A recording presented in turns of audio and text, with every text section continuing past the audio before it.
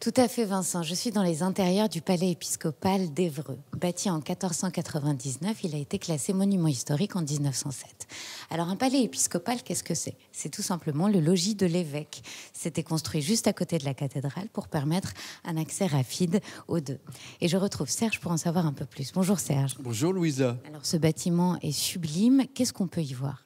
Eh ben, justement, ce qui en fait la particularité, c'est en façade cette élégante tourelle et puis le cloître qui permettait justement de relier le palais à la cathédrale. Il y a une autre particularité, c'est que ce bâtiment a été construit adossé à une muraille gallo-romaine qui date du IIIe siècle. C'est assez exceptionnel et on peut encore la voir aujourd'hui.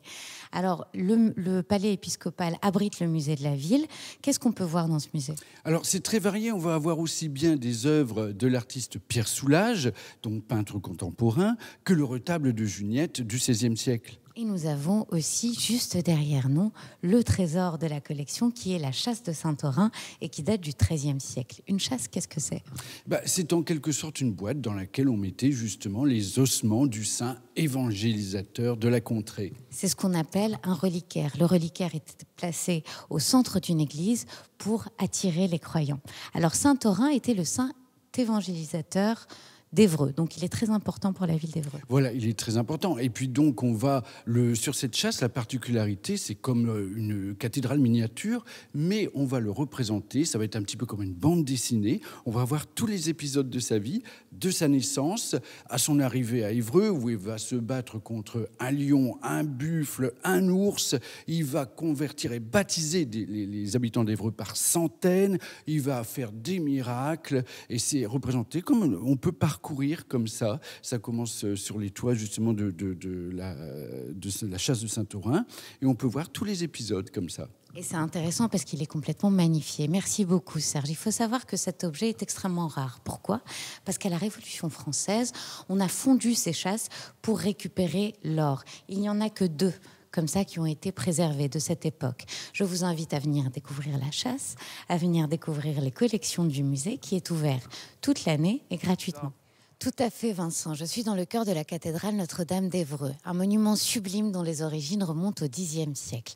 Regardez comme elle est belle, levez la tête au ciel, regardez ce dédale de vitraux, de colonnes, de voûtes. C'est aussi une cathédrale survivante, 9 fois détruite, 9 fois reconstruite. Elle nous raconte aujourd'hui des siècles d'histoire et d'histoire de l'art. Je retrouve Serge pour en savoir un peu plus. Bonjour Serge. Bonjour Louisa. Cette cathédrale est un véritable millefeuille architectural. Voilà, elle s'offre comme un livre que l'on peut feuilleter pour y découvrir les différents styles.